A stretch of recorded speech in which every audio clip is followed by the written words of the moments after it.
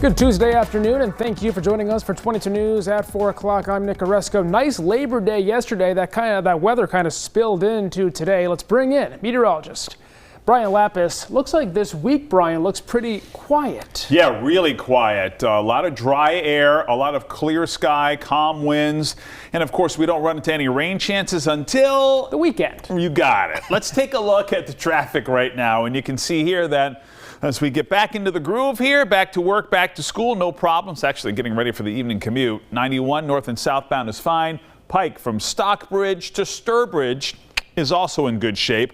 Let's take a look at temperatures right now. As expected, we're in the low to mid 70s up and down the valley. A little bit cooler in the Berkshire, 69 degrees in Pittsfield. And as Nick and I were just mentioning, clear air everywhere. Wow, what a day. Hopefully you can get out and enjoy some of this fresh air. After work, we'll update you on what's ahead for the rest of the week with the 22 News Storm Team Skycast.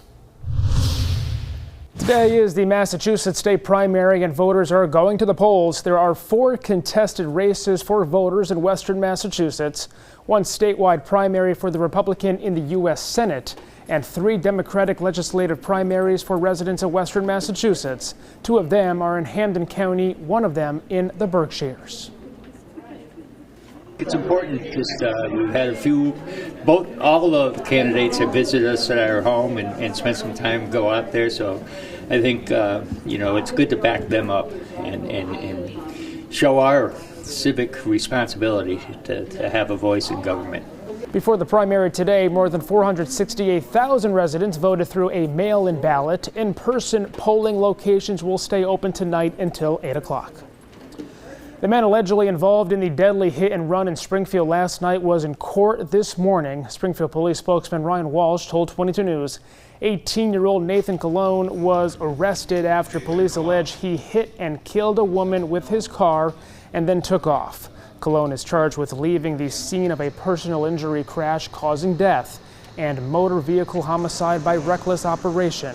He's being held on a $10,000 bail and was also scheduled to have his license taken away Friday.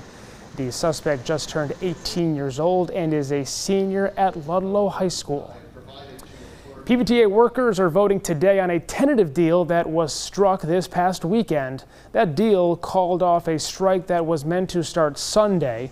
Workers say negotiations have been ongoing for months, but the final contract offer from PVTA last week did not meet their expectations for salary or benefits.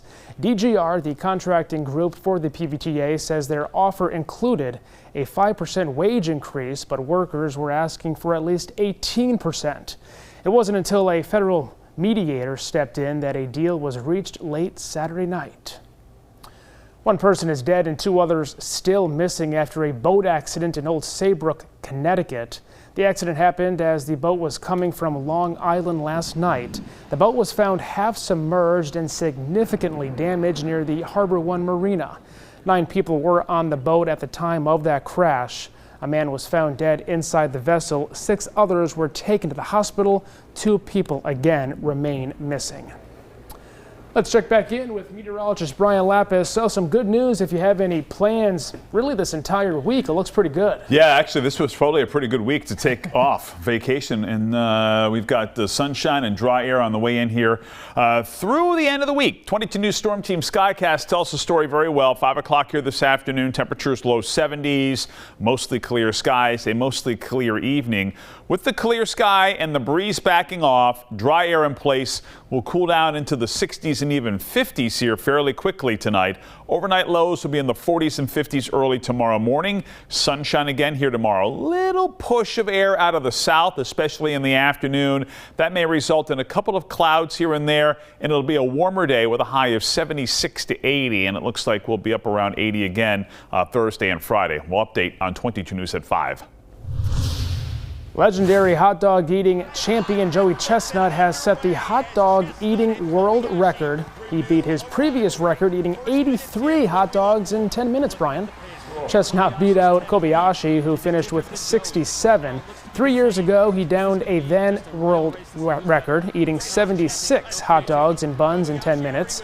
With the victory, Chestnut earned $100,000 in prize money, a hot dog-shaped trophy, and a WWE-designed championship title belt. Barbie is celebrating her 65th anniversary this year, and Krispy Kreme is teaming up with Mattel on a new collection. Starting today, 4 new donuts inspired by Barbie will be available for a limited time. And this Saturday, all customers who wear pink and visit a participating Krispy Kreme can get a free donut. Coming up tonight, starting at 5 o'clock, today was the Massachusetts state primary. We'll have what you need to know about today's voting as we inch closer to the general election in November.